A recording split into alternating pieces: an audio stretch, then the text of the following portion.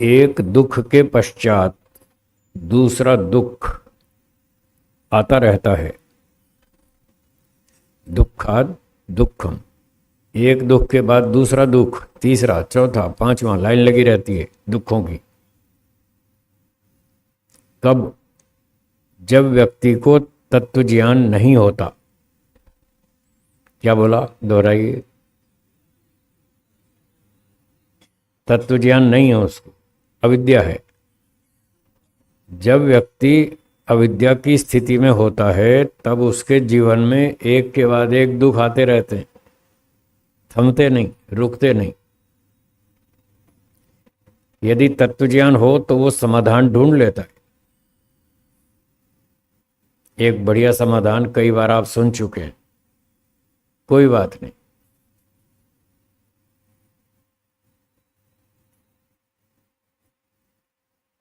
क्या बताया था का समाधान? कोई बात नहीं,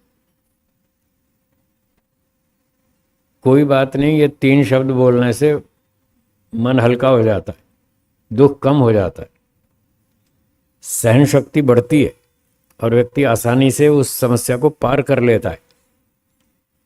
रेलगाड़ी लेट आई तो आपको गुस्सा आएगा, रेलगाड़ी लेट हो गई, हमारा आगे का काम बिगड़ गया।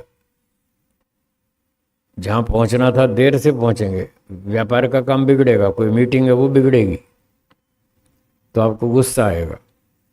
अब गुस्सा आएगा तो उसका क्या इलाज है? आप रेलवे को गाली दें तो क्या रेलगाड़ी जल्दी आ जाएगी? वो तो नहीं आएगी। वो तो जो स्थिति है उसके अनुसार ही आएगी। तो गुस्सा ठंडा करने के लिए गाली देने से तो कोई फायदा नहीं ना। अपने मन को शांत करने के लिए ये तीन शब्द काम आएंगे। रेलगाड़ी लेट आएगी, कोई बात नहीं, जो है सो है, उसको स्वीकार करेंगे, सहन करेंगे। खुश होकर सहन करो चाहे दुखी होकर, सहन तो करना पड़ेगा।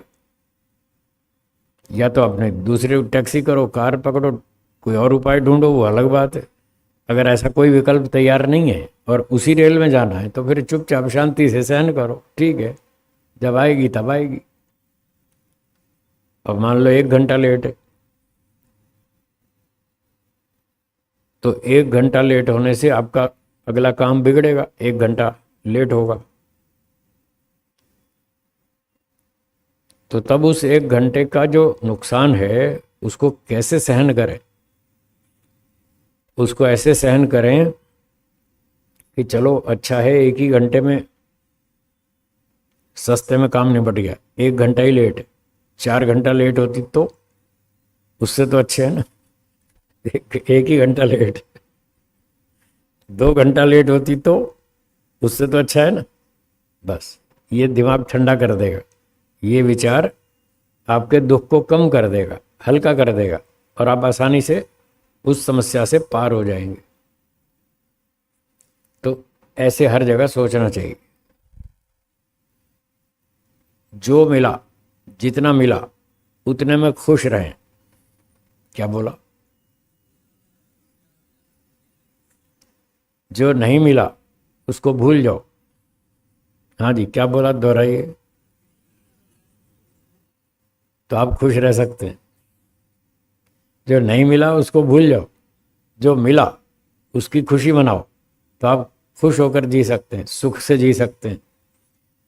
तो इस प्रकार से व्यक्ति ज्ञान हो, तत्व ज्ञान हो, उसका ज्ञान शुद्ध हो तो वो ऐसी 50 समस्याओं को सुलझा लेता है और हर परिस्थिति में खुश रहता है, मस्त रहता है। अगर इतना सोचने का ढंग नहीं आता, उल्टा ढंग से सोचता है, तो फिर उसका दुख बढ़ जाएगा, जितना है उससे भी डबल हो जाएगा। 1 घंटा लेट आई ट्रेन तो गुस्सा करेगा, क्यों आई लेट है। फिर रेलवे अफसर को जाके गाली देगा, तुम्हारा दिमाग खराब है, तुम्हें पता नहीं है हमारा मीटिंग है इतनी इंपॉर्टेंट और हमारी मीटिंग बिगड़ जाएगी, हमारा कितना धंधे में 10,000 का 50,000 का नुकसान हो जाएगा। ऐसे जाके झगड़ा करेगा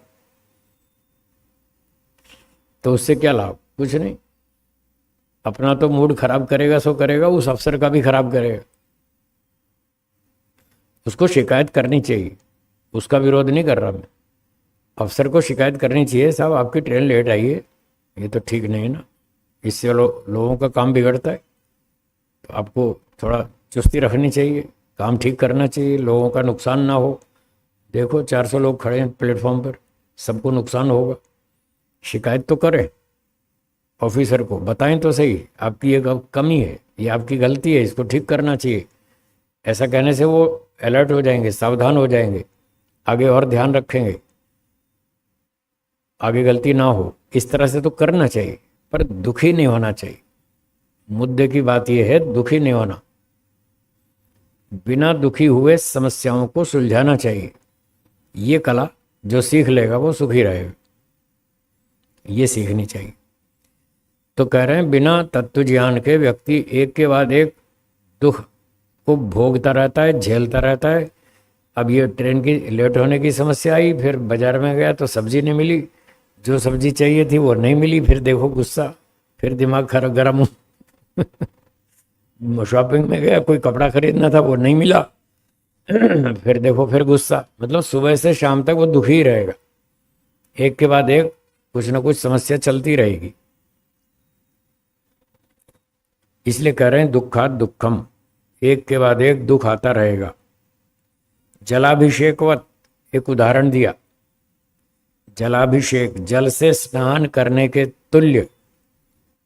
चंद्र प्रसाद जी, इसकी आवाज़ थोड़ी सी कम करें, ये गूंज रही है ना, थोड़ी वॉल्यूम कम कर दीजिए।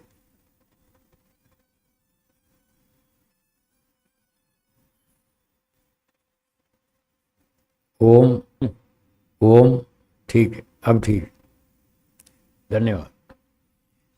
हाँ, तो जलाभिषेकवत, ठीक है। ये उदाहरण बता रहे हैं, ठंड का मौसम था, दिसंबर जनवरी का महीना। दिसंबर जनवरी में ठंड पड़ती है ना, गुजरात में तो कम पड़ती है, दिल्ली में जाके देखो, पंजाब हरियाणा में देखो कितनी ठंड पड़ती है, और आगे पहाड़ों पे तो और ज़्यादा पड़ती है। चलो दिल्ली का उदाहरण ले लेते हैं। दिल्ली में दिसंबर जनवरी में अच्छी मात्रा में ठंड पड़ती है। तो ठंड तो पहले ही पड़ी हुई थी, ठंड से आदमी पहले ही ठिठुर रहा था।